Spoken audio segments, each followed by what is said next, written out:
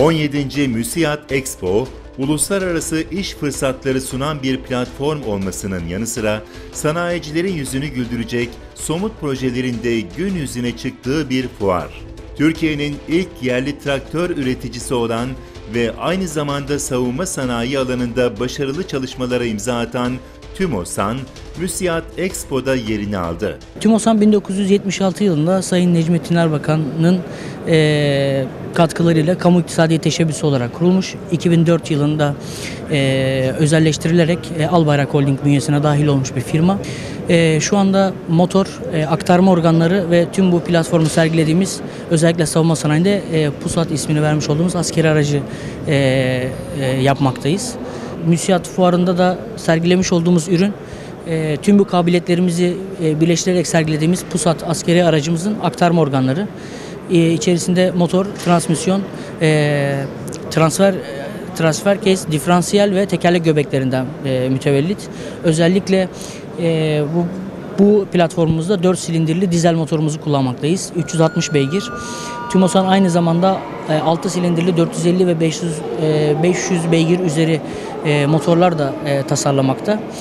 Özellikle geçen ay Savunma Sanayi Müsteşarlığımızın Savunma Sanayi İcra Komitesi'nden alınan bir karar doğrultusunda 6 ve 8 tekerlekli araçların motorlarını da TÜMOSAN olarak biz vereceğiz inşallah. Özellikle transmisyon konusunda şu anda burada görmüş olduğunuz 8+1 mekanik ve mekanize bir transmisyonumuz.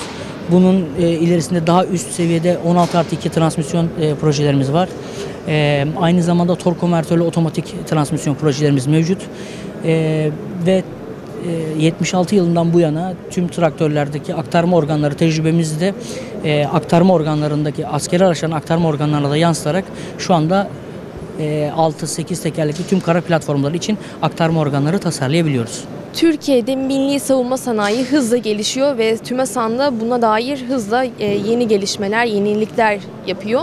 Bunlar hakkında neler söylemek istersiniz? Özellikle Sayın Cumhurbaşkanımızın ortaya koymuş olduğu vizyon çerçevesinde yerli ve milli stratejiler doğrultusunda TÜMOSAN ticari anlamdaki motor transmisyon konusundaki tecrübelerini şu anda askeri platformlarına da yansıtmakta. Dolayısıyla özellikle ülkemizin ihtiyaç duymuş olduğu kritik alt sistemlerin üretimi noktasında da üzerimize düşen sorumluluğu yerine getirmek çabasıyla faaliyetlerimizi gösteriyoruz. Bildiğiniz üzere şu anda savunma sanayindeki yerli katkı oranımız %60'ların üzerine çıktı.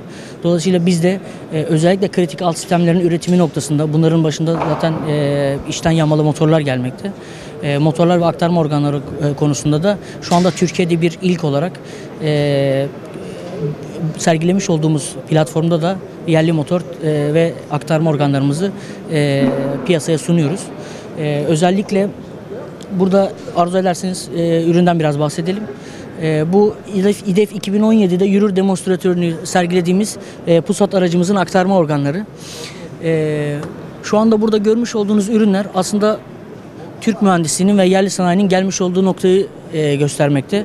Türkiye'de artık bir motor ve şanzıman üretimi rahatlıkla yapılabiliyor. Burada görmüş olduğunuz motor 4 silindirli 360 beygir. Şanzımanımız, transmisyonumuz 8+1, 8 ileri bir geri.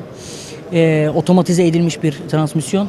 Görmüş olduğumuz transfer kutusu, diferansiyelimiz ve tekerlek göbeklerimiz tamamıyla yerli olarak yapılmış. Bu şu demek aslında, Türkiye'de şu dakikadan itibaren yapılan tüm araçlarda hiçbir şekilde ihracat lisansına tabi olmayacak ve ihracat kullanımına kısıtlama getirecek herhangi bir olumsuz durumla karşılaşmayacağız. Yani ilk defa bağımsız bir askeri araç platformu üretilmiş olacak bu şekilde.